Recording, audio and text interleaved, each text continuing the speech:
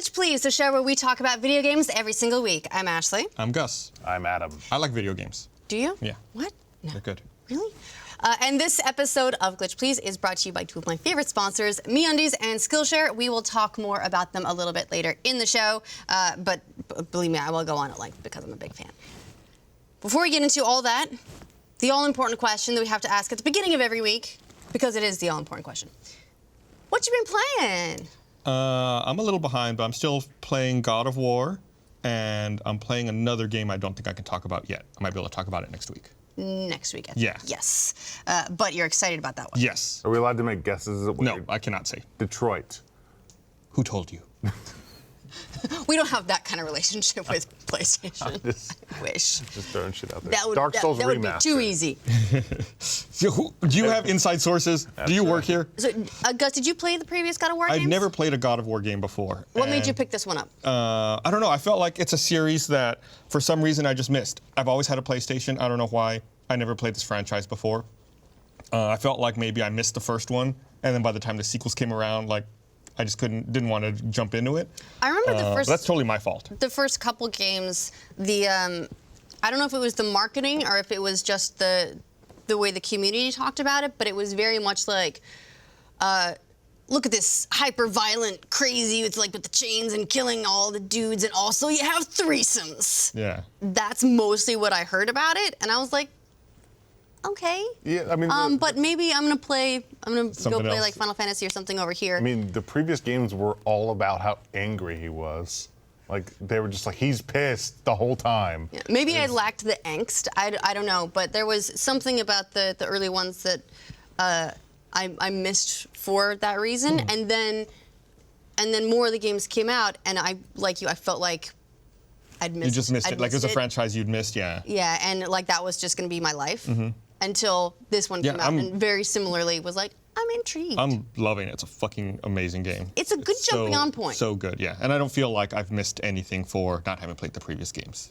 Right, Just I feel like kind of word of mouth, knowing stuff. I mean, that seems adequate to cover the game for the most part. Yeah, I feel like there's a couple moments in there that seem like they would be more impactful if I had played the previous I games. think of like one thing, which is like at the very end, basically. Yeah. So there's a couple like moments that seem like they're really made to just hit fans really hard, and Yeah. I could still be, that's cool, and I feel like I know what's going on here, but I don't have that emotional history with those moments to really get the big hit. Yeah. But they were still cool moments. Yeah, that's a damn good game. I kind of wish that. So in the game, they have multiple realms that you just can never go to, and I want to know what those realms look like, and I want DLC, but they're not going to make any DLC. Yeah, when I saw those locked off realms, I assumed that they would be DLC. Yeah. But then went and looked at it. Yep, no plans. This is a Like, complete game I- already. I Here you forget go. what his quote was, but Corey Barlog said something like he wanted to deliver just a complete game, Yeah. all at once. And Which, you know it what? is. I'm happy to not have Kudos. those realms because kudos yeah, to that. kudos. That's great. Buy this game and support it. Yeah. Not that we need to tell you that. It's game's fucking selling like crazy. no. Yeah, it's doing really, really well. What was it? A billion million? I'm billion pretty sure million? that's about what it It was. Yeah. topped 3.1 million units in just the first 3 days. Yeah, so That's it's insane. doing great, and deservedly so. It's beautiful, tightly designed. The gameplay is pretty good. There's a learning curve to it if you aren't used to the memorizing the style of gameplay where you kind of need to memorize an enemy's signals for what move they're about to do, so that you know how to avoid it. Yeah, whether to avoid or use your shield or Yeah.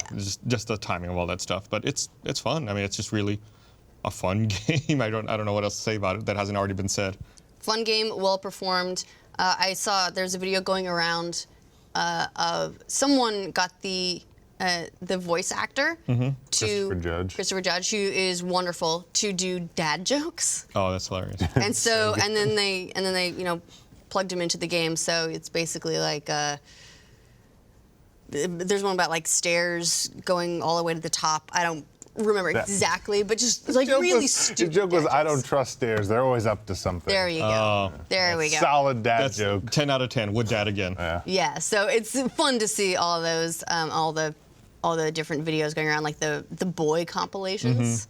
I was talking to Ryan a little bit earlier, and he said his stream kept track of all of the boys and got up to like 170 something. Nice. Great. I want to hear a boy remix. A lot of boys. Yeah. They should auto-tune that, and it could be a whole thing.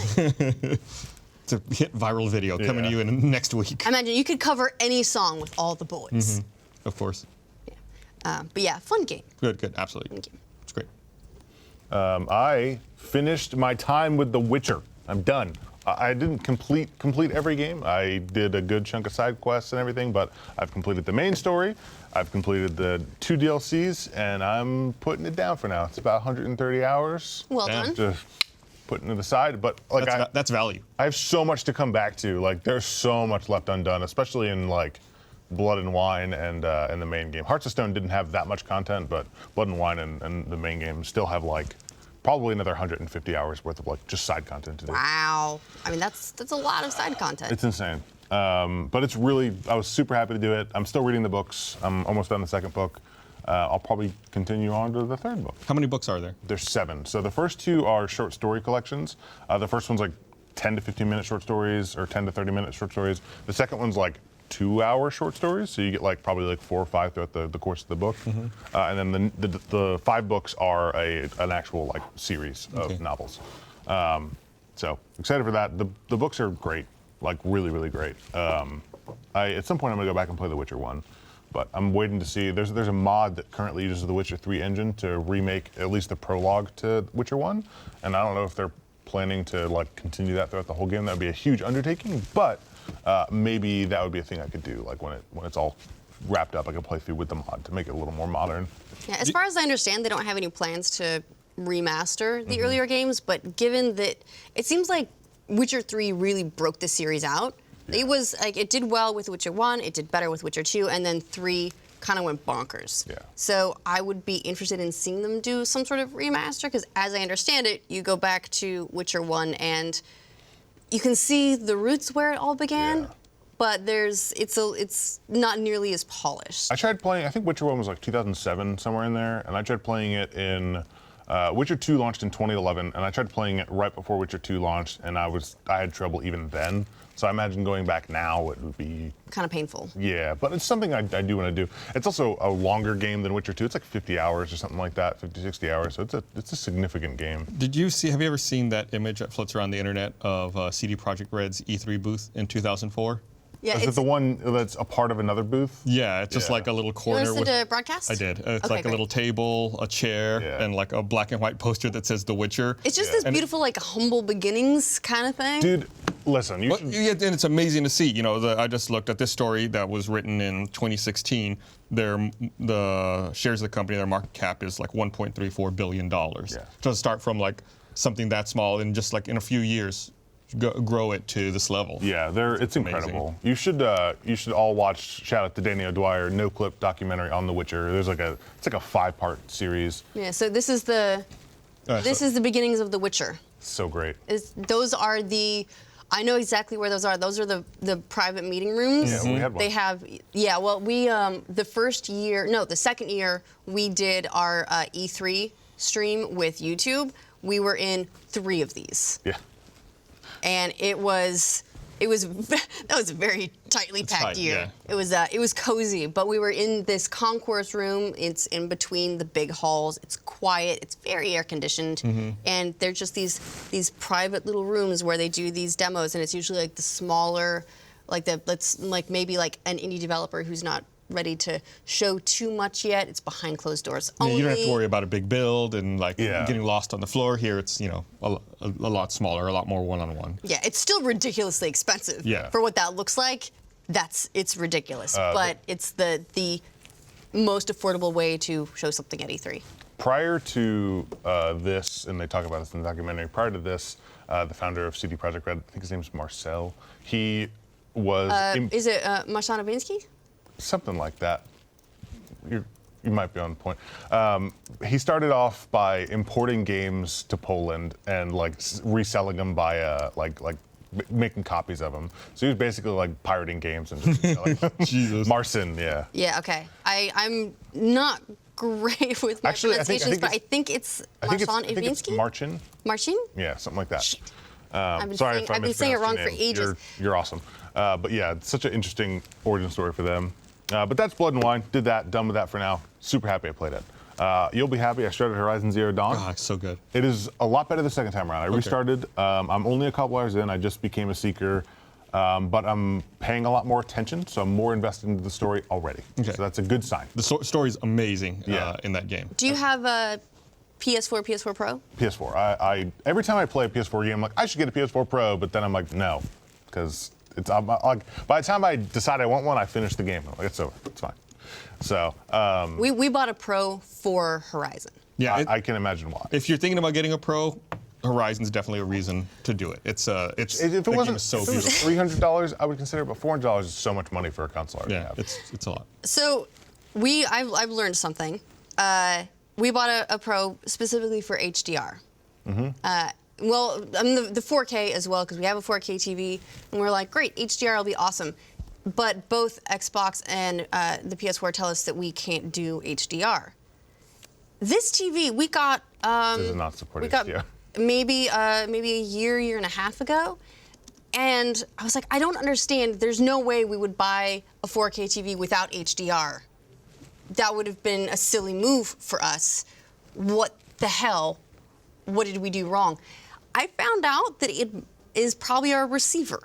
Oh, you're running Apparently, it a through lot of receiver? Yeah. receivers don't pass through an HDR signal, so we're gonna have to get a new receiver. Well, that's more than Or a TV you in could a lot plug, of cases. or you could I plug know. the Insane. PS4 Pro directly into the TV. Just bypass the receiver for that. But then we have to do the same with the Xbox One. Yeah, you have multiple ports. Yeah, but the That- sound. that's what I do. With the sound system. Oh, okay, all right. I mean, you got like, you. this is But you a can run complicated a fiber optic Right, cable I into your bypass receiver. the receiver so that HDMI goes directly to my TV, and then I run optical out from my TV back. But your TV, as long as your TV supports 5.1 audio coming out, because sometimes that optical out only outputs stereo. We're getting a little technical here, but it's about video games, so bear with us. So just read up on your TV and see if it has fiber optic out. You might be able to get like 5.1 or 7.1 out. Okay. And so you might be able to bypass it that way. Okay, I will try that because I'm kind of upset about it. Every time I try and go and enable HDR, and then it reminds me that no, you suck too much. Yeah, And no. I'm like, That's funny. so trying to resolve that now. I didn't realize that receivers would restrict that. I figured they would just pass the No. signal straight through as is. Yeah, it's pain in the butt. It seems weird that it would hold me back like this. Yeah. Yeah. Don't appreciate it. Yeah, no, I understand. But I think it is an older receiver. It came with the house. Oh, yeah. So, Yeah. Okay, well, that's all right. That's a good house. yeah, but that's a learning thing for sure. Didn't know that was a. It's hard to Now I know. like plan for technology stuff. You don't always know what's going to come out and what's going to be important. So Yeah. I got one other thing to talk about. What? So I talked a lot about my sub pack last week. So I wanted to try it out in VR. So sub pack sent me a backpack, which is it's just a normal backpack, but it has a pocket for the seated sub pack. So you can just slot it in, you strap it on, you look ridiculous, and that's me all set up Can to we play. bring Oh my this up? Can we actually bring this up full screen? There we go. That is beautiful. all set up You to, look like such a dork, and you look It was so happy. I was too. having so much fun. So backpack, headphones, VR headset. I was playing Beat Saber in VR. Oh my God. Now, Beat Saber is now the highest reviewed VR game of all time. The highest right? reviewed game of all time. Obviously, that sample size is a little smaller, but it is the highest reviewed game on Steam of all time. Really? Yeah, it's the #1 Steam game. Amazing. Yeah. Why does it deserve that kind of rating? I don't think it's the best. Like I don't think it's the best game of all time. No, of course not. It's fun. Let's just throw it out there. It's a really great game though. So if you don't know what Beat Saber is, basically you have your controllers are lightsabers, and you're in VR. They're Beat Sabers. And they're throwing basically boxes at you, and each box has an indicator on it of what color, like which way you need to swipe from. That's me playing, looking like a real idiot. But basically, the arrows cool indicate dude. what way to slice from. And basically, it's just sending notes your way, and the music is all custom to the game, or designed for the game, and it feels amazing to play. And the songs are a jam, dude. Like so you're like a music Jedi. yeah, they're really fun to play. And there's obstacles you have to dodge, like you can see me bending over here. And it is a workout, dude. Like no joke, it's tough. You're already a sweaty VR dude. Yeah, no, I already get sweaty in VR. This is insane. I'm getting tired just looking at the video. Yeah, no, I'm in like a lot of pain today. My legs really, really hurt. From doing your squats? Mainly from the squats, yeah. Like I'm not like, my knees hurt, so squatting sucks. But when I was playing the game, I didn't feel pain in my knees. I just felt happiness. So the game's $19.99. It's $20. Yeah. It's 100% worth it. So basically, if you've got a Vive, you need to. It's one of those must plays. Must play. It only has 10 games. Gus. Our new segment. Only has 10, our new channel. Only has 10 songs. But all those 10 songs are designed for the game, and they work so well, and they're so fun to play, and all of them are like such good jams. The difficulties, not all over the place, but hard is really easy. I can get almost 100% in every song on hard. But the moment you go to expert, Everything changes. It's nuts. There are parts in that you can barely see like what's coming, and you just gotta go and hope you get it. So I hope they add a practice mode to the game. I hope they add some more of their own songs. They are adding custom songs. I'm not sure what the status of them adding more of their own songs is, but that game is damn good. And having the sub pack on made it so much better. And that's how much I sweat. That's a lot. Dude, it was insane. It was a long cooldown period. And that was only like, I played for an hour and 15 minutes, maybe an hour and a half. It was nuts. I tried your sub pack out. Oh yeah, what'd you think? It's pretty cool. Yeah, it's better than you think, right? Yeah. It really shakes you to the core. Yeah, it moves you. It's awesome. But yeah, VR is so much fun. You know, my next goal in VR is to maybe try out Battlezone, which is a tank game, because I want to do HOTAS VR sub pack and just have a good time. I love peripherals. Fucking Elite Dangerous, man. I did play Elite Dangerous. That's fun. Yeah. Yeah, I remember a while back we were looking at the overall VR sales figures, and they seem to have like fallen off a bit. A lot of the early adopters hopped on. PlayStation VR is obviously got a great install base. It's doing really, really well, but the overall momentum seems to have slowed. There's a lot of people, I think, waiting for price drops, waiting for the technology to improve, waiting for the must-buy games, and we were discussing the fad part of VR, that being like the initial like excitement of like this crazy thing is over, and now it's got harder work to do. But it's games like Beat Saber that are going to be really good for it. Yeah, dude, it's so much fun. Everyone should try to play Beat Saber. If you have a friend with Vive, go play it. Yeah, and it's Vive only for now. Is it Vive only? Is it? That's what I'm asking. No, I think it's every supported headset on Steam, and I think I'm not 100%, but it might even be on PSVR. It's a Vive, Oculus Rift, and Windows Mixed Reality for now. Okay, so but I Windows think it might be. Mixed Reality, Is it coming to PSVR? I heard someone mention that. I'll check it out. If I'm perfectly honest, looking at you play it, I kind of don't want it on PlayStation VR. Because it's not as responsive. Yes, Okay. specifically because of the Move controllers. If you're having to step side to side and having to squat, the experience that I've had with PlayStation VR so far has not been quite that specific in tracking movement. It is coming to PSVR in the next few months. No, you can already play it on other platforms for now. Yeah. I really hope I they kinda- do something. I kind of see where you're coming from, because you need like pinpoint one-to-one motion for this. Like it can't be phoned in or at all like latency or not matching, whatever. Yeah, what I really want for the next iteration of PlayStation VR is the headset's great. I dig the headset.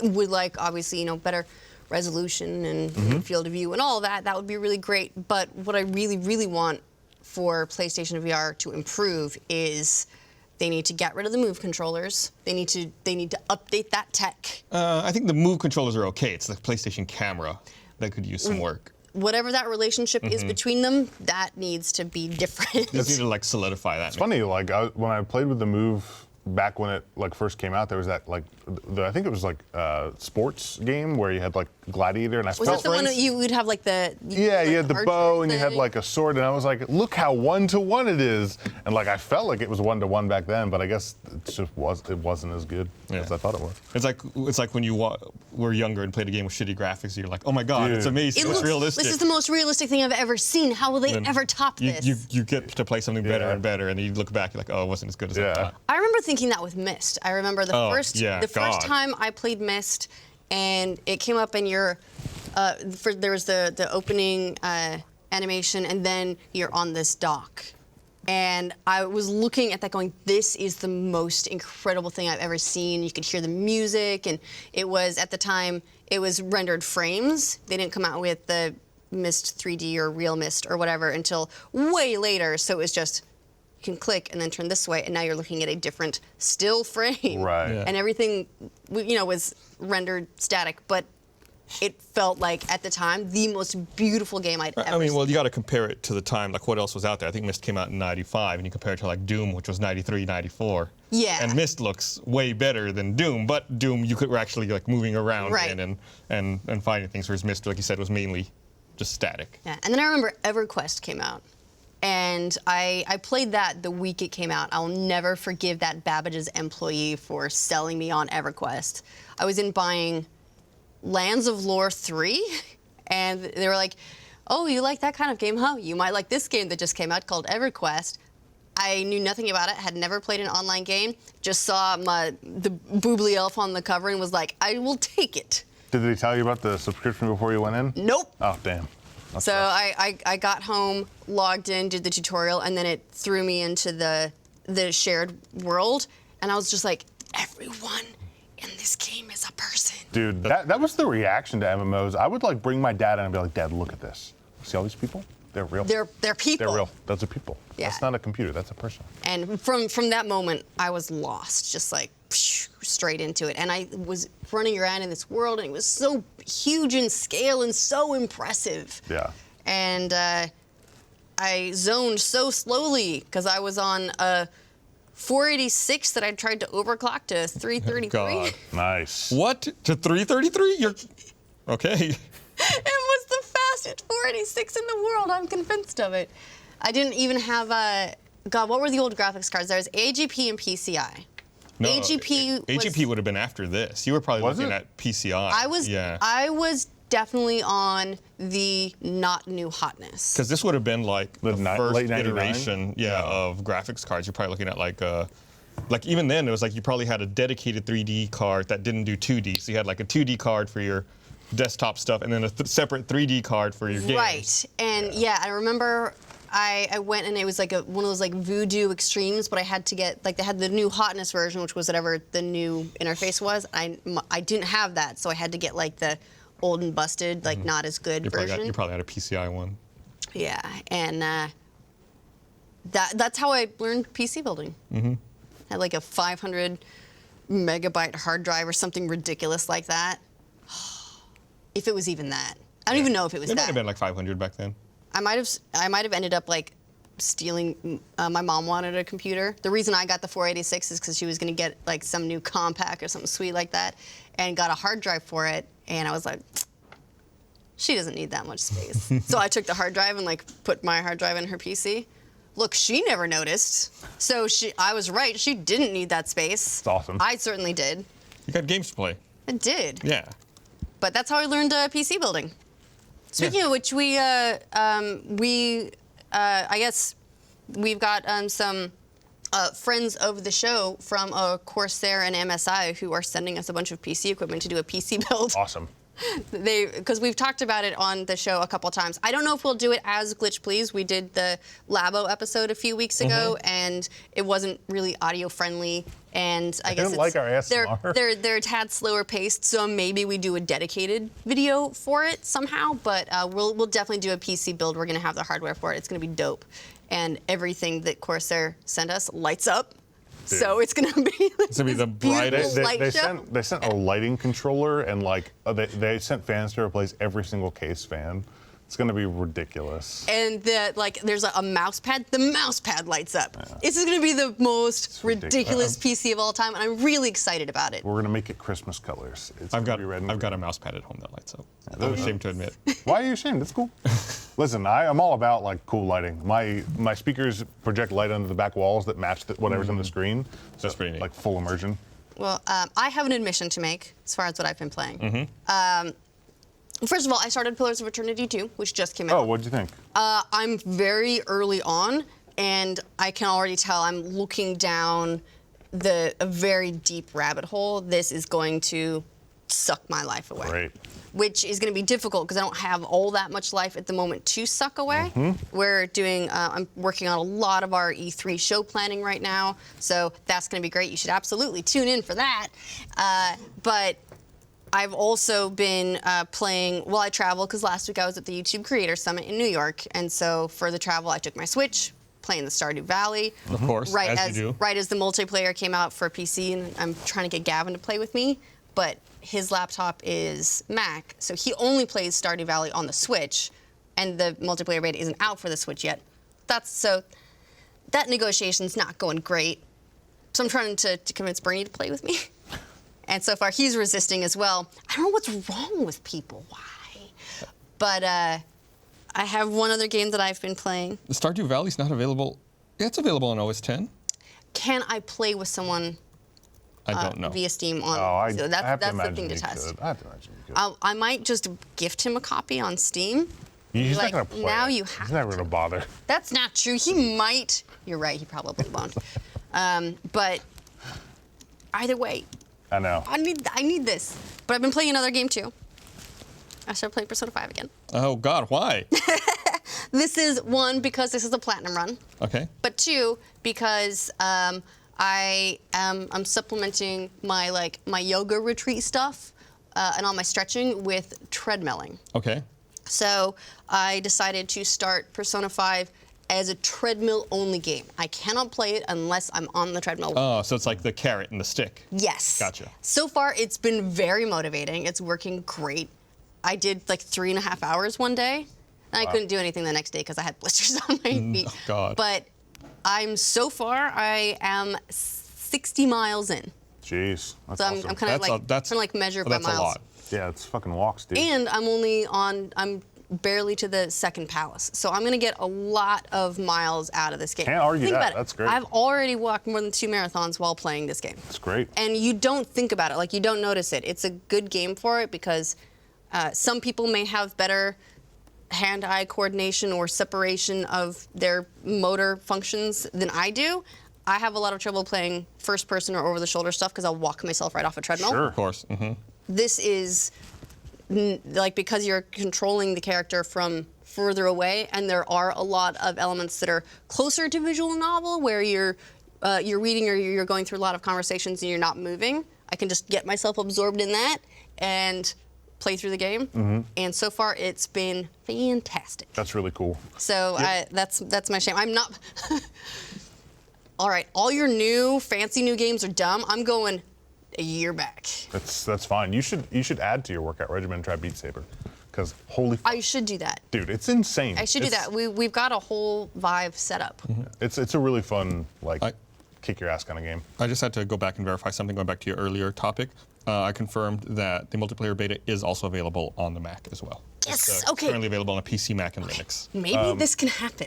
This could be a thing. So have you ever looked at? There's a VR bicycle that you are riding. It's basically an exercise game where you're on an actual stationary bike, and in the game there's you can play as an eagle and you're flying through rings. You kind of got to lean it's just like a ploy to get you to ride a bike. It sounds They awesome. should I have a have to survival buy- horror game where there's zombies chasing you, and then think- sometimes a fast zombie shows up and you got to pedal faster. I think Right, they have it could be like an offshoot of Zombies Run, right, but exactly what I was Zombies thinking of. Bike. They have a bunch of different games that go along with it, and I was like, this is great. I would love to lose some weight. I love VR. It's a stationary bike. Perfect. But you have to get the bike. Yeah, that's fine. It's only I say only $400. It's $400. Well, But if you're going to get a bike to work out anyway, yeah, But what if I've already got a bike to work out? well then you should be able to use that. No, you can't, Why not? because that hooks up to your computer. It's a USB bike. Oh my God, you're right. Shit. But the, I'm not doing But that. the downside of that bike is that the weight limit is 250 pounds, which for me that's ideal weight. So I couldn't use it until I'm healthy, which is garbage. So up your weight limit. But when Buy two bikes. that is my and goal. sit half on each. Half cheek on each. Yeah, that's my goal. Once I hit my goal weight, I'm gonna get one of those to keep up. 'Cause that sounds fucking awesome. Yeah, that sounds nice. Yeah. I'm digging it. Yeah, dude. I really like video game exercise, like Beat Saber, Audio Shield, very fun. I never did any of the Wii Fit stuff. I'm sure that was great too. I did some of on Xbox Connect. They had a couple of different games. I know Ubisoft put out a game. I'm pretty sure Nike put out a game. I think it was Nike, and there were a couple of different fitness games, and they were pretty great. I think Ubisoft's I quite liked. Of course, Connect is not a thing anymore. Right. So I haven't really tried that so much in years. Yeah. I guess there's Just Dance. They're moving Connect to the cloud, though. They had that weird announcement this week. Yeah, but what does that mean? It was full of nonsense buzzwords that I didn't really fully grasp. It seems like, I don't know if this is a news topic, if we need a segue or anything, but it seemed like they were going to shift hardware manufacturing to OEMs and third parties and then allow them to access Connect API functionality via the Azure cloud. Well, a lot of the coolest things that were done with Connect were hacks that were done for like PC or other applications. I remember people put like a Connect on a Roomba, and it could like navigate around, and people were using them in like hospital rooms, and they could do like this. The camera for Connect was actually pretty sophisticated. It's just that it never really caught on for gaming. It's a hassle. Yeah. I really liked, what was the puppet game? The Western puppet game. That was Yeah, the Gunstringer. Gunstringer. Yeah. I enjoyed Gunstringer. That was a lot of fun. But overall, it didn't hit.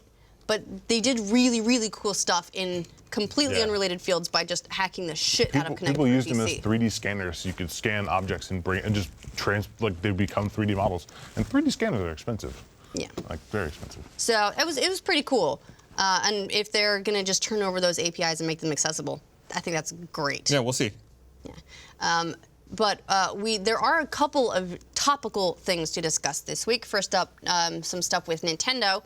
But before we get too far into that, let's talk about your underwear situation. Because this episode of Glitch Please is brought to you by MeUndies. I am wearing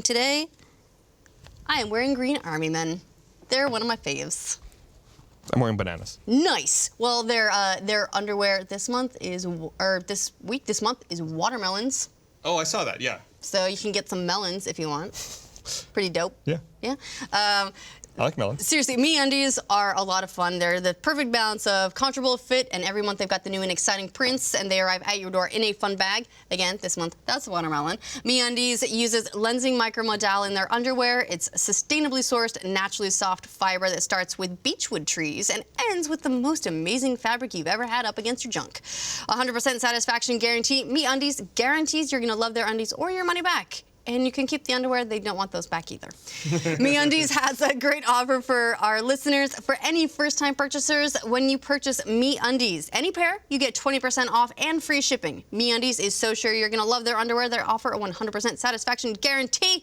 You get a full refund and keep the underwear if you don't love your first pair. This is a no-brainer. Get 20% off a pair of the most comfortable underwear you will ever put on. To get your 20% off your first pair, free shipping, and a 100% satisfaction guarantee, go to MeUndies.com/glitch.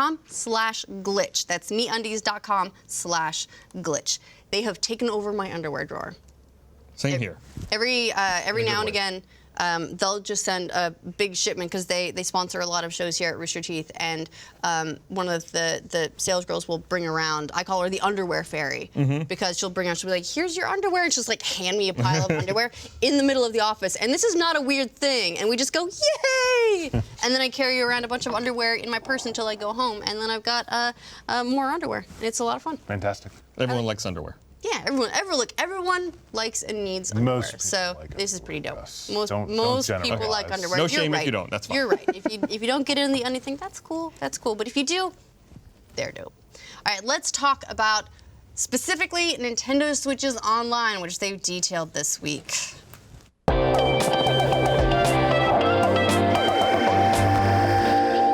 We've known this is coming for a while.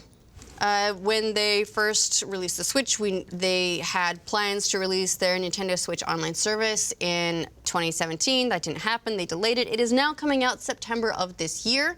At that time, all of your online play for Splatoon or ARMS or Mario Kart, whatever, will require this service. It is a subscription of best case scenario $20 per year, or it ends up being like hold on, I've got my notes specifically on it somewhere because we did a breakout as well right after they announced this, but it ends up being like more than a 50% discount if you do the so annual it's subscription. $4 if you do it monthly. Yeah. So it would be like $48 if you did it every month. Yeah, you can do it 1 month, and that's the $4. You can do it every 3 months, like quarterly, and that's $8. $7.99. Yeah. Or you can do $20 for the year. There's also a family plan, which they haven't specifically detailed, but they will very soon because you can start putting together family groups on May 15th, which is only a couple days away, where you can have up to 8 people in a family group, and a family subscription,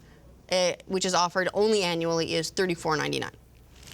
They haven't detailed how that's going to work. I feel like there have got to be a couple catches because otherwise I would just find everyone a bunch be a of friends family? and we would all sign up together. So Polygon just put out a big roundup of all of the features associated with the Nintendo Online. Great. So we can direct people to that as well. Yes. The overview is, I'm going to pull this up, is that that's where their online play is going to be. You will continue to have access to their sweet smartphone app that everyone loves. Everyone loves it. No one's ever for complained your about that. voice chat and for your matchmaking and all that. And special features. Yeah, special features.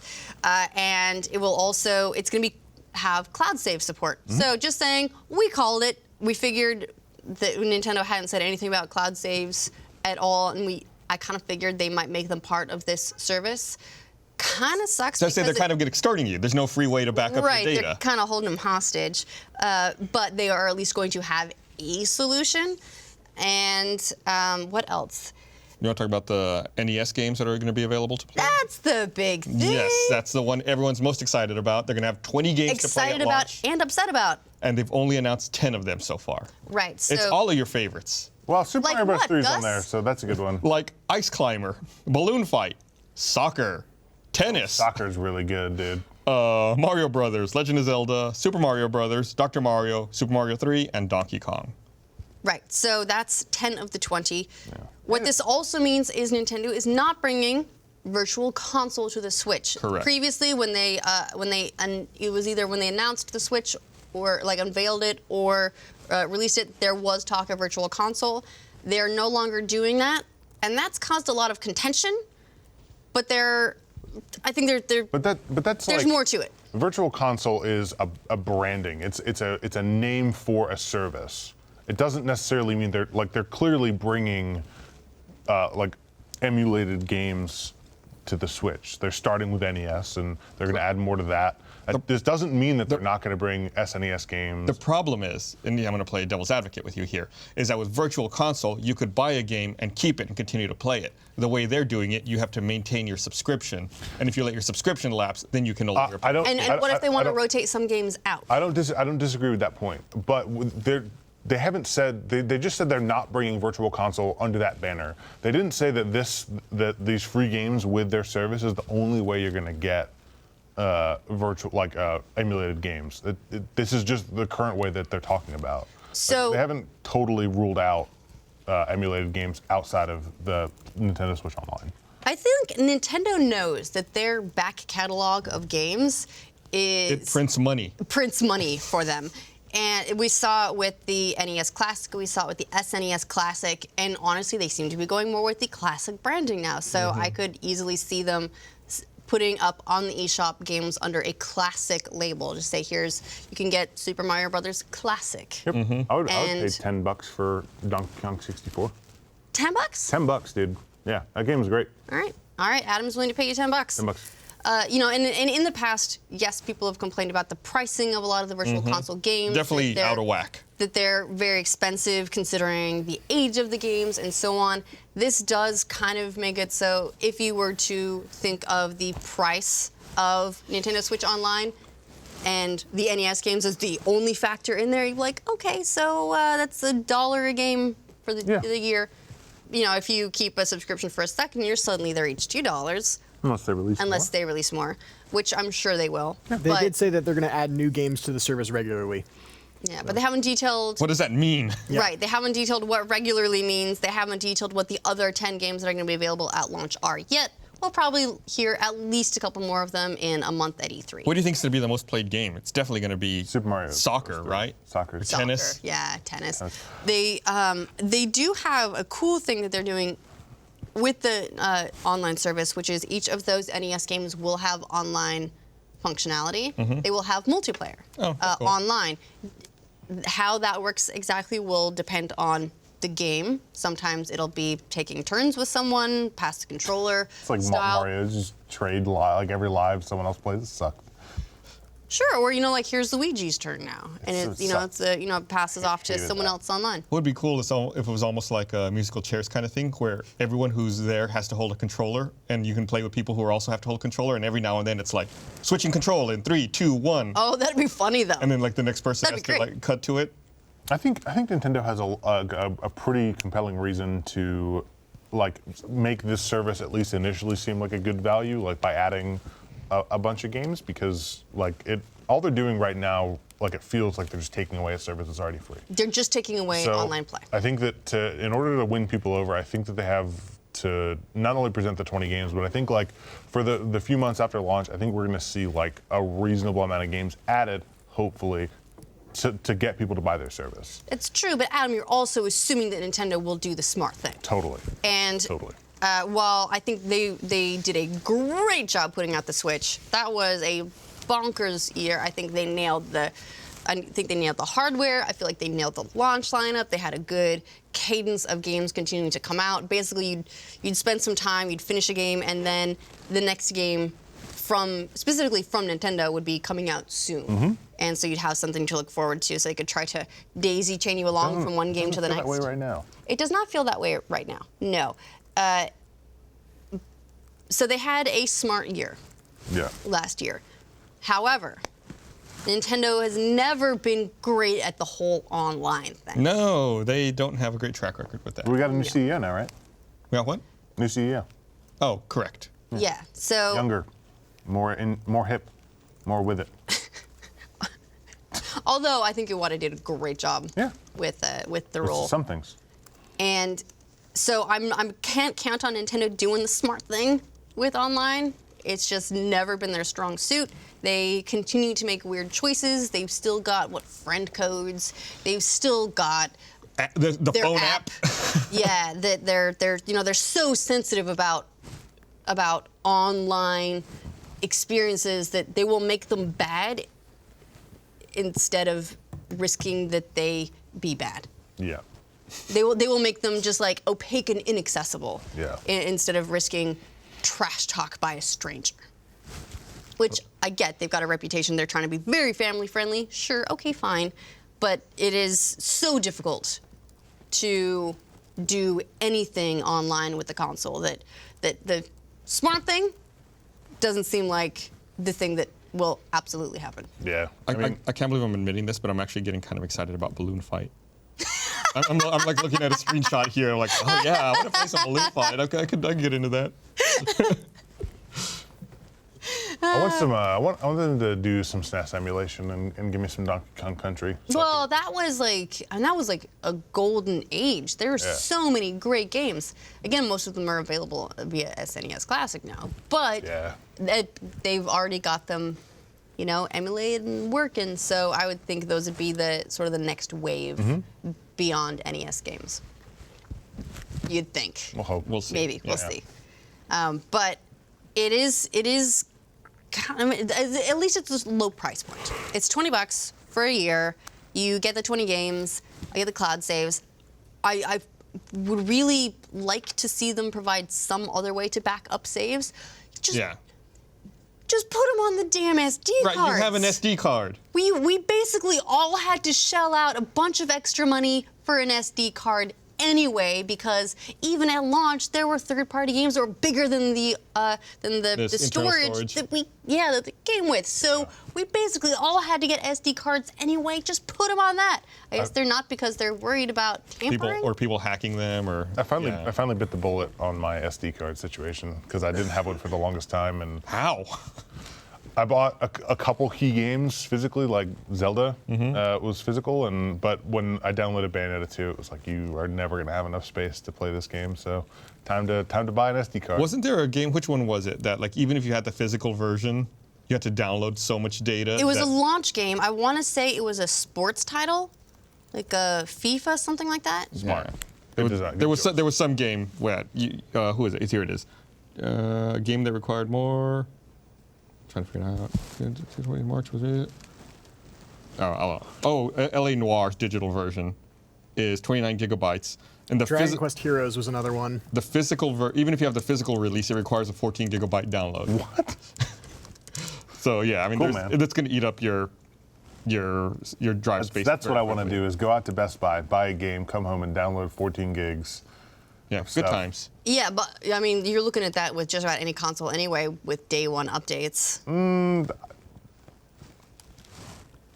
I guess. Yeah, overall, from what I see a forum thread here on Nintendo Life where someone broke down, as of November 2017, the largest Nintendo Switch file sizes. The biggest one was LA Noire at 27.4 gigabytes, Resident Evil Revelations 2 at 23.6 gigabytes, NBA 2K18 at 23, Doom at 21.3, WWE 2K18 at 20.3, and then it goes down from there. Okay, so I'm remembering incorrectly, then, is basically what that comes down to. But regardless... We'll forgive you. Thank you, I appreciate that. Regardless, they need more storage space. Yes, and since we all have to have an SD card, please, please, please let us back up saves somehow. Encrypted, whatever. I just want... I feel like we need a way to back it up. But I am grateful that there will be a solution, so if something happens to my Switch, I don't have to start over on everything. Right, that's the big fear. Yes, that's been a constant terror. I remember a few months back, Tim Geddes from Kinda Funny left his Switch in a taxi. Oh, God. And that was basically like that moment of realization is everything's gone. More recently, there were third-party docks breaking Switches. That's cool. You're not getting those saves back. Love that. And so like those kinds of things are just continuing to happen, and it's a real fear. Real scary time, especially because even with cartridges, it's not saving the game data on the cartridges, it's saving them still on the Switch. So I will be grateful to have a solution of any kind, even if they are extorting me for it. Great. Are you gonna get it? The subscription? Do you think it's worth the $20? Yeah, I probably will. I mean, it's the PSN or PlayStation Plus and Xbox Live Gold are each $60. So I feel like pricing it at a third of that makes it seem more reasonable, considering how much more limited it also is. Yeah, and I have all of those. Just I feel like I play enough games where there will be enough value there for me. Also, because I like Splatoon. I like Splatoon Online. It's fun. Yeah, absolutely. Yeah. How about you? You gonna get it? Only if there's something to play at the time. If it comes out and.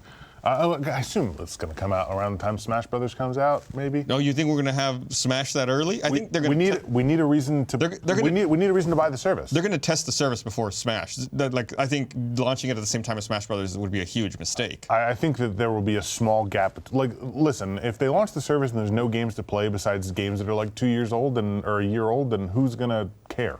But here's the thing: if they launch it and not as many people care, and they can get the service up and running, test it, maybe work out some bugs, and then launch Smash and deal with an influx of users once they've smoothed it out. I feel like it seems like maybe easier. They've had an extra like a soft year. launch? They've had an extra year to work on this service. Like, hopefully have it down by now. I don't know. I expect them to have something to play at launch that's newer and exciting for people. Because they don't want to launch the service and have no one use it. Maybe they do. Maybe that's Nintendo for you. Who knows? Fingers crossed that it goes well. I just wish they would find some solution better than the phone app for online and for voice chat. The other thing is, like, it's not like we aren't playing games online right now, so they've already had that to test. To your point, Gus. Like, there's already a ton of people playing Mario Kart. There's already a ton of people playing Splatoon. Like, yeah, we don't know how well paying for online doesn't really change the fact that the service We don't know how that integrates with what their future platform is going to be, though. It could be a whole new platform that they're launching. Yeah, they haven't really said Yeah. if they're improving it at all. Yeah, but overall, pretty interesting. And that's coming in September. We do have a couple of other news items to talk about. But before we get too far into it, I also want to say thank you to Skillshare for sponsoring this episode of Glitch Please. We've talked about Skillshare before. They're a really awesome service. I actually have used them a bunch. It's an online learning community with more than 20,000 different classes, and it's like across like design and photo, more. I really like the writing ones. A premium membership gives you unlimited access so you can improve your skills, unlock new opportunities, and do the work you love. Skillshare believes in accessible learning, and the price reflects that. An annual subscription with unlimited access is less than $10 per month, making it one of the best deals you can find for online education. Usually that's really expensive and you have to buy a ton of books, and they're also really expensive. Books are expensive. Yes. I really enjoyed, one, I did some of their Premiere editing stuff because I do, a bit of video editing. I've also taken some of their creative writing classes. They've got here, I'm going to bring up, just looking at their website, they've got a ton of different categories. Design, business, technology, photography, entrepreneurship, film. I've done a couple. They've got like a 10-day journaling challenge for creative writing. They've got like a really cool like writer's toolkit class for setting up habits, because I do dabble in writing just on my personal time. But they've got customizing type, so like creating word marks and stuff if you're creating logos, mastering Illustrator, how to build branding if you want to create your own business, mixing music, ink drawing. There's a ton of different things that you can learn on there, and it's pretty cool. And they've got a bunch of different levels as well, so they've got ones that are like really great for beginners, or if you want to get into some more advanced stuff, you want to brush up on skills that get rusty, they've got all kinds of different stuff. And since Skillshare is sponsoring this video, the first 500 people to use the promo link in the description will get their first 2 months free to try out, risk-free, so you can just cancel whenever you want if you've learned everything there is to learn in the world. Sign up now to receive a 2-month free trial. Go to the link below to start the trial now. Don't wait, start learning today. Again, it's the first 5 people to sign up will get your first 2 months free. And it's the URL is skl.sh/glitch5. They're great. They've got a lot of really cool stuff, and also because I've got it and I go through things, I'll just be like, that looks kind of interesting, and do a class, and I learn something amazing. Why not? Yeah, I'm gonna be so smart, y'all. Super smart. We're looking forward to it. All right, let's talk about some of the other news that's happening. All right, one of the big things that has happened in the last couple days is, this is ridiculous. This is crazy. They're doing an Infinity War crossover with Fortnite. Yes. So Thanos is now in the game. There is on the map somewhere someone can pick up the Infinity Gauntlet, turn into Thanos, and you get all kinds of like crazy abilities and powers. All the videos that have been coming out have been really funny, just like ridiculous clips of Thanos doing ridiculous stuff. All of the memes that have been going around, a lot of fun. What's weird about this, to me, is that Fortnite has made no secret of ripping off like every popular property ever. Like, pretty much all of their dance animations are from different videos and clips and everything. They were very openly like, hey, we saw what PUBG did and decided to just do that. And so they rip stuff off all the time. But they decided Disney was the first one that they were like, we should make the official things. Like, we have to license this or else they're going to sue us. Disney, yeah, Disney's known for litigation and for having a huge team of lawyers. Yeah, Plus, I think also they want to strike while the iron's hot, make it official since Infinity War just came out, and have, possibly co-branding and co-marketing so that both parties pitch in. Yeah. And that's cool and everything, but if you're going to do this, just maybe credit all the stuff you rip off. I mean, everything's ripping off Battle Royale. Battle Royale is just a game type. I don't think not even the game type, because what they did when they said we're going to do Battle Royale, they did say this is really based on what PUBG did. We really like it, and we'd like to do something along those lines. Sure. So they did credit that, but there's all kinds of like the different like emotes and things they put in the game that they just put in, But and that's the beginning and end of it. Almost every MMO that has like an emote system is taking dances from YouTube videos, from popular. This is videos. called like a reference or an Yeah, homage. it's or just like something. it's an homage. That happens everywhere. I don't really see this as ripping off. I think it's cool that like Marvel was cool to do a co-marketing thing with Fortnite. I think it's awesome. They have to have the team capable to handle this sort of stuff, and I think Epic does, and that's great. I guess that's true. I don't know. It feels like they're happy to capitalize on other people's stuff and promote it where they feel like they're going to get more out of it, but take advantage and not credit stuff elsewhere if they don't feel like it can do anything for them. Well, I mean, Like, what are you thinking of? I've got to admit, I'm ignorant here. I haven't played Fortnite Battle Royale. It's mostly the different emotes. They're pretty much all from like different source material. But I just wish they would surface more like what it is that they're referencing, like where they got it from, and just to if they're going to be like good internet citizens. I don't know. If they're going to do it here, why not do it everywhere? Maybe the other ones, maybe the emotes aren't as big of a deal. I'm just trying to play devil's advocate. I'm trying to like see the other side here. I mean, you're right. They're not as big a deal. This is like a whole branded crossover. Games have like thriller dances in them. Games do like MMOs copy like WoW has like a Napoleon Dynamite dance in it. Like that stuff's really common to you just throw it in there as an homage. You don't need to say like it's the Napoleon Dynamite dance. At least I don't think you do. That's true, but a lot of them also don't do gigantic branded crossovers. Yeah, I think maybe the frustration here is because Fortnite was a game in development for so long. That was one thing, and then when it came out, it really didn't make any waves. So then they adapt this battle royale mode, which is popular at the time, and now that's all anyone knows about the game. Yeah, that it's the game that succeeds by taking a little bit from everything. It assimilates. Yeah, it does assimilate. That's true.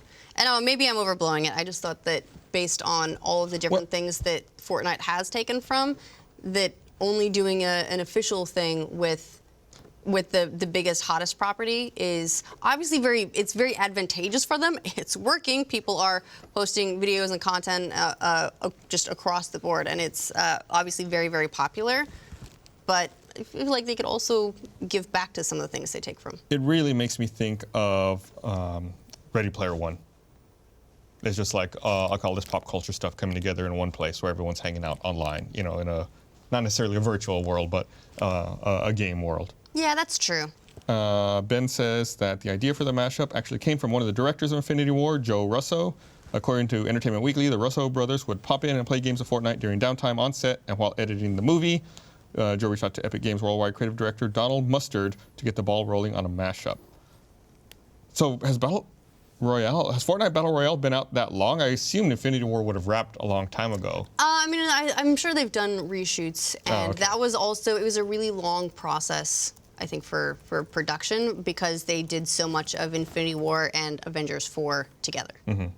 Kind of like Lord of the Rings. Yeah, I think they're already wrapped on Avengers 4, right? Like it's all done. Yeah, except for maybe probably some reshoots. and they've got a bunch of special effects, but otherwise we'd be waiting more than a year to get it, I think. Yeah. I'm really glad there's only a wait until... Only a year. And only a year wait until we can wrap up that storyline because that was a very intense movie. Yes. The Battle Royale for Fortnite was released September 2017. So September, so it came out. Wow, I can't believe it came out that long ago. I feel like it's something that was this year. it's been out for a while. Yeah.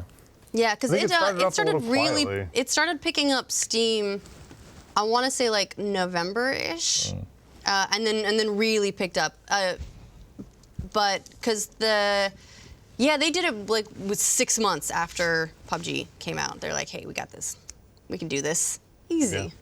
It was interesting seeing like when it first came out, people were like, yeah, it's actually not so bad. It's not so bad. And then like as time went on, people were like, people are really liking that game. That just like exploded. It was nuts. Yeah, that is kind of interesting and cool though that the Russo brothers reached out and wanted to do the crossover. That changes it a little bit for me from They weren't taking from Fortnite. Yeah, like just trying to latch on to the cool thing and a little bit more into this coming from the other direction. Yeah. That. Okay. That makes it better. That Yeah, makes it yeah, but I still would like to see Fortnite acknowledge a lot more of its sources, but I'm going to back off on that one. All right, let's talk about, there was an EA call with their investors. They were talking quarterly numbers, and one of the things that they unintentionally revealed was the PS4 and Xbox One hardware sales numbers. Mostly, and this was done indirectly, but specifically they were talking about the overall install base. The install base, and we have public numbers for PS4 because they've announced them, but... Yeah, when you're winning, of course you announce the numbers. Right. Well, you know, and Microsoft last generation, Microsoft was all about like Xbox 360 numbers, and this generation, they're like, we don't need to share those numbers. I don't think they've shared them like in 2 years now. It's been a while. It's been a very, very long time. So all we have is sort of guesstimates. And there was this earnings call with EA, and they talked specifically about, this was a spokesperson who said that, what is it? Turning to our expectations for fiscal 2019, we expect sales of current generation consoles from Microsoft and Sony to continue to be strong, with the installed base growing to 130 million consoles by the end of calendar 2018 from 103 million at the end of calendar 2017. So he didn't break down the difference, but we did know based on the numbers that PlayStation announced that they had passed 73.6 million units as of end of calendar 2017. So if you're to extrapolate that, you end up with about 30 million Xbox Ones. And that fills the gap out to the 103 million. So that's the closest estimate we have to So Xbox. a little over 2 to 1. Little over 2 to 1, yeah. Honestly, that's not as bad as I thought. I thought it was going to be closer to 3 to 1. Jeez. I mean, 2 to 1's a lot. That's a lot. It's a lot, and it's a big difference for this generation. Last generation Xbox 360 led PS3 in the US most of the life cycle. PS3 made up a lot of ground via Japan and Europe, where it's always dominated. And overall lifetime PS3 ended up doing higher numbers, but it was really pretty freaking close. So more than 2 to 1 is a pretty significant difference. Microsoft, Especially one generation to the next. Yes, and a lot of that I think is, it's a multifaceted issue that I know Microsoft is doing their best to tackle at the moment. They obviously stumbled right out of the gate with the announcement. A lot of people refused to consider Xbox One at all after the unveil and the concerns over always online and DRM and all that. And the Kinect. And the Kinect, which at first you couldn't get an Xbox without it. All these things that they ended up reversing, they said were irreversible. Kinect, backwards compatibility. Those are like the two big, and the always-on DRM. Yeah, those they're like we can't change that. That they said they couldn't change, that shot them in the foot, that they went back on all three of them. Yeah, mind you, a lot of that came as well, not the DRM stuff, but a lot of, like, the Kinect changes came after Phil Spencer came on and was like, nah. I think he was also largely responsible for the backwards compatibility as well. He's a big believer in the backwards compatibility. If you listen to him talk, in fact, I think very much that when they talk about Xbox not necessarily being as generational as it used to be, it doesn't necessarily mean they're not going to have a next generation of hardware, but it means that the generation doesn't begin and end with the hardware. That next generation you will still be able to play Xbox One games, Xbox 360 games, original Xbox games. There's just like a new generation via backwards compatibility. Yeah, you don't have to leave your library behind when you move on to a generation. Makes sense. They haven't been like really specific with their wording. They talk very vaguely. There's no need yet. That's what it seems to me like they're going to be doing, because they talk so much about the importance of backwards compatibility. It seems like they may be just trying to ride out this current generation cycle and trying to maybe correct their wrongs next time they're at the bat. Right, because I mean, if you think, so it's been what, 5 years now? Has it been 5 years since Phil Spencer? No. It's been 5 years.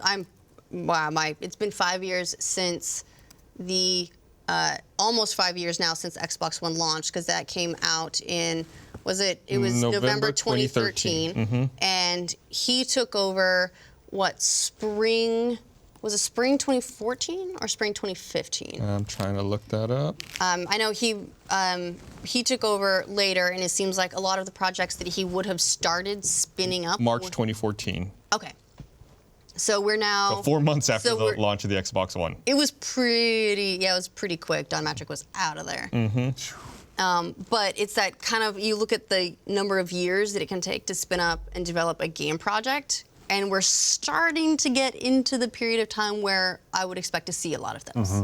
So either they're slow rolling some of them, they did spend extra time on pre-production, whatever, and they're going to focus on that next generation, which is why the first party offering is a little slimmer than PlayStation, or I don't know. They've got to be doing something. I think they're smart enough that they're doing something behind the scenes that we're not seeing, that they just haven't been talking about yet. We'll see. Yeah. But Microsoft did offer a statement about the implied numbers from EA. Specifically, they said the projections are inaccurate. Regardless, we're focused on delivering amazing gaming experiences to players on all devices, and engagement is our measure of progress. We just announced a record start to the year with Xbox Live monthly active users up 13% to 59 million, and said nothing about Why it. bother commenting on it then? Are they concerned about like investors looking at that number and making speculations? Like, You know, it's you go like, Microsoft, do you have anything to say? They can either be like, no, or try and tell their try to story. spin. Yeah. Right. So I think that's more what they're doing. So they just said they're inaccurate, but didn't say by how much All at right. all. By one. Like, I mean, Right, they it could be a very narrow margin they're inaccurate by, and they would still technically be correct. Yeah. So they're not acknowledging accuracy, but that's the closest estimated numbers we've got so far from a third-party publisher. So that's something, and it is interesting. What do you want Microsoft to do? How do you want them to? Bound. I don't know, man. I just feel like if Scalebound was in a good place, I they know. would've I canceled it. just love the concept. Yeah. I think they just need to move on and come up with a new piece of hardware and just forget the Xbox One ever happened. Basically, pull a switch. Do you think they should keep branding Xbox? Absolutely. They're gonna have to, yeah. Yeah. Absolutely. Yeah, I mean, they're now even PC stuff is Xbox. Play anyway. You got your Xbox app on your PC. That's how they're Make pulling a all that game in. console that plays games and remove all the other stupid shit. Yeah, I don't know. I really like Netflix. I don't want to plug my fucking TV into my Xbox or. Just your Oh, one, you mean you're like your one piece of Right. your how gear you TV, need. TV in. Yeah, or that. Remember they had the picture-in-picture shit and all that other stuff. Just make a box that plays fucking games. How about that, huh? Yeah, and thankfully they've done a lot of, I think, positive course corrections to focus Yes. more on gaming. Yes. I do still like, Netflix and Hulu and all that stuff and like, HBO. I watch pretty much all of that through my Xbox, but it would be great to play games on the Xbox. as well. Remember the core focus. Yes. the Put core it put it focus. front and center. And final news item of the day. Chris Avellone, former Obsidian developer, he basically came out recently and said he alleged that Obsidian, who also just released a new game, Pillars of Eternity 2, tried to almost stop him from working on RPGs ever again. So specifically, he had an interview with RPG Codex where he said, let me see, where is the specific quote that I wanted to go for?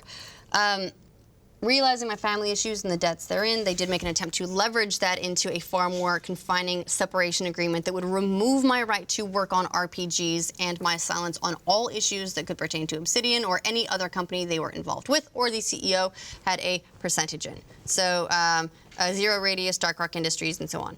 This included an inability to critique games I'd worked on. Much of my critiques on my own games tend to be blunt, and not being able to speak to them felt unnatural to me. So basically they were trying to use leverage when he left the company to stop him working on the genre that he's known for. And also keep them quiet. And yes, and It's a real bad look for Obsidian, dude. Yeah. it is. I mean, I think gag agreements aren't super uncommon when it comes to separating from companies. Things like you can't disparage the company after you leave. Sure. They're not, they're not great, but they're regrettably common. Yeah, but like non-compete stuff, saying like, okay, you can't work on an RPG for 6 months is one thing, but like not work on them ever?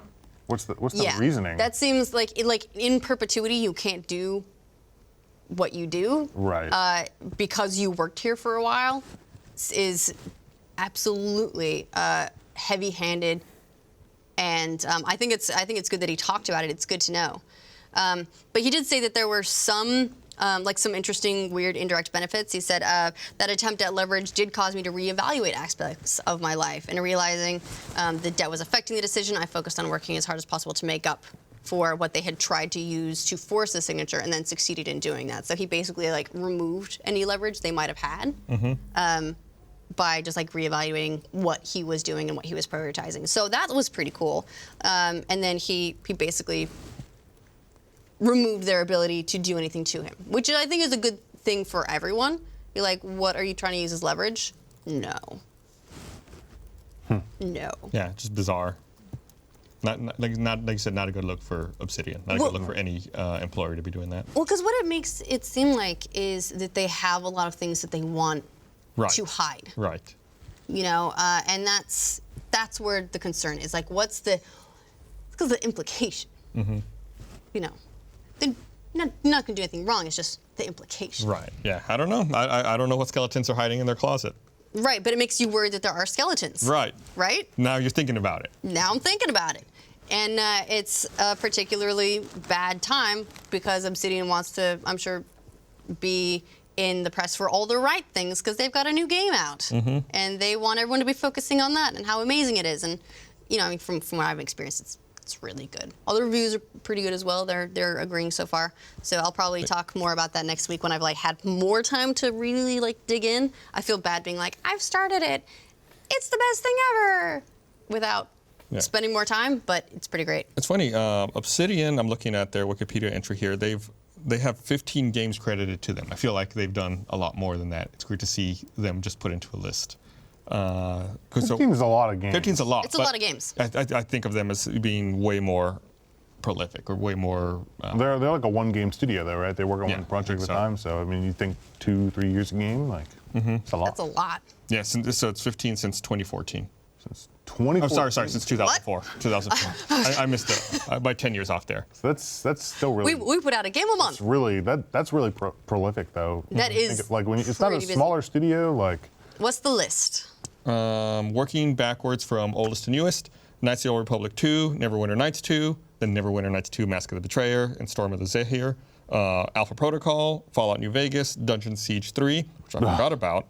Garbage pile. South Park: The Stick of Truth, Pillars of Eternity, then some add-ons for that, The White March, Armored Warfare, Pathfinder Adventures, Tyranny, and Pillars of Eternity 2, Deadfire. So, a lot. Yeah. People are really liking PoE 2. Yeah, I mean, I've enjoyed a lot of Obsidian's work. They are also, a lot of people hold them as the best Fallout game. Yeah, people love New Vegas. People love New Vegas. So I want the studio to be good and to do right by its developers. This makes me worry, but I guess I'm not going to panic until... Maybe they didn't intend for it to come off this way and they just chose the wrong dialogue option. God damn it, Adam. I think, wow. All right. All right, you know what? We're done here. That's it. Where this is. That's great. We'll be back with another episode next week. God damn it, Adam. Bye. You're the